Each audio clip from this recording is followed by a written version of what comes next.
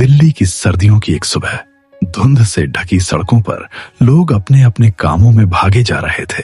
वहीं एक फुटपाथ पर 10 साल का दुबला पतला लड़का आदित्य बैठा था। उसकी आंखों में नींद नहीं थी, बल्कि उम्मीद और भूख थी। उसके पिता रिक्शा चलाते थे, माँ लोगों के घरों में बर्तन मांजती थी।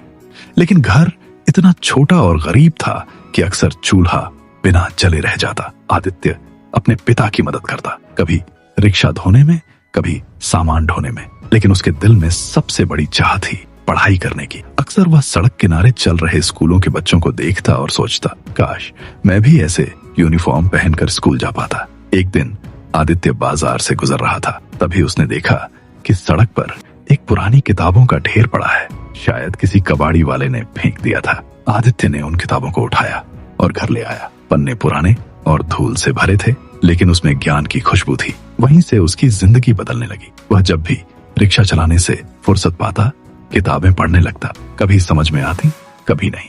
धीरे धीरे उसे अक्षरों से दोस्ती हो गई। लेकिन पढ़ाई करना इतना आसान नहीं था। मोहल्ले के लोग उसका मजाक उड़ाते, अरे ये रिक्शे वाले का बेटा डॉक्टर बनेगा क्या? इसको कौन स्कूल में पढ़ाएगा? फीस कहाँ से आएगी? यह सुनकर आदित्य रोता नहीं था, बल्कि उसकी आंखों में और आग जल उठती। वह खुद से कहता, अगर पैसे नहीं है तो क्या मैं पढ़ नहीं सकता? मैं अपनी तकदीर खुद लिखूंगा।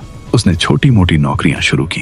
कभी चाय की दुकान पर बर्तन धोए, कभी सड़क किनारे पॉलिथीन बेची। जो भी पैसे मिलते किताबें खरीदने में लगा देता। कहते हैं जब इंसान ईमानदारी से मेहनत करता है तो पूरी कायनात उसकी मदद करती है। आदित्य की जिंदगी में भी एक फरिश्ता आया, शर्मा सर। शर्मा सर एक सरकारी स्कूल के शिक्षक थे जो रोज उसी रास्ते से गुजरते थे। उन्होंने कई बार आदित्य को सड़क किनारे किताब पढ़ते देखा। एक दिन उन्होंने उससे पूछा, बेटा तुम स्कूल क्यों नहीं जाते? आदित्य ने झेंपते हुए कहा, फीस भरने के पैसे नहीं हैं, लेकिन मैं पढ़ना चाहता हूँ। यह सुनकर शर्मा सर का दिल पिघल गया। उन्होंने आदित्य को अपने स्कूल में दाखिला दिलवाया और खुद उसकी पढ़ाई में मदद करने लगे। स्कूल जाना शुरू हुआ, लेकिन चुनौतियां खत्म नहीं हुई। यूनिफॉर्म के लिए पैसे नहीं थे, किताबें अधूरी थीं और पेट खाली रहता। कई बार भूखे पेट पढ़ाई करनी पड़ती, लेकिन आदित्य हार मानने वालों में से नहीं था। वह सुबह अखबार बांटता, दोपहर में स्कूल जाता और शाम को चाय की दुकान पर काम करता। नींद से भरी आंखें, थका हुआ शरीर, लेकिन दिमाग हमेशा एक ही ख्वाब में डूबा रहता, मुझे पढ़ना है, मुझे कुछ बनना है। मेहनत रंग लाई। 10वीं की परीक्षा में आदित्य ने पूरे स्कूल में टॉप किया। यह उसके जीवन की पहली जीत थी। मोहल्ले के वही लोग जो उसका मजाक उड़ाते थे, अब उसकी तारीफ करने लगे। लेकिन आदित्य यहाँ रुकने वाला नहीं था। उसने स्कॉलरशिप लेकर आगे की पढ़ाई की। 12वीं में भी शानदार नंबर लाए और फिर दिल्ली यूनिवर्सिटी में एडमिशन पा लिया। कॉलेज का खर्च उठाना आसान नहीं था। यहाँ भी आदित्य ने ट्यूशन पढ़ाकर और पार्ट टाइम जॉब करके अपने सपने को जिंदा रखा।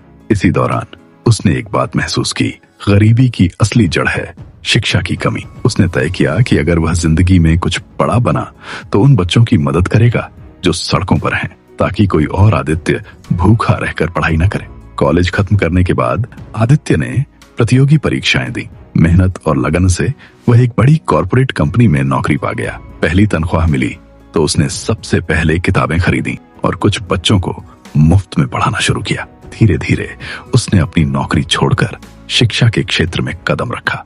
उसने एक छोटा सा कोचिंग सेंटर खोला। शुरुआत में मुश्किलें आईं, बच्चे कम थे, जगह छोटी थी, लेकिन आदित्य का जुनून और ईमानदारी लोगों का विश्वास जीतने लगा। वर्षों की मेहनत के बाद वही छोटा सा कोचिंग सेंटर आज आदित्य एजुकेशनल ग्रुप बन चुका है। दिल्ली में ही नहीं, बल्कि पूरे उत्तर भारत में उसके दर्जनों स्कूल और कॉलेज चल रहे हैं।